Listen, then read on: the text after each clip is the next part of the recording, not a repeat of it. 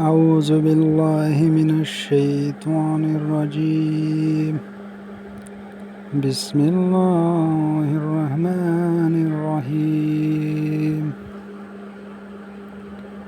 لإيلاف قريش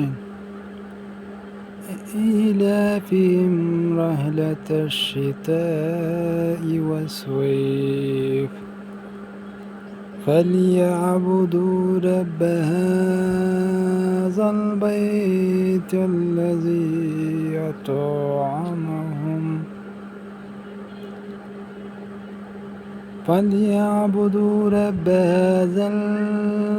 الذي أطعمهم من جوع وآمنهم من خوف.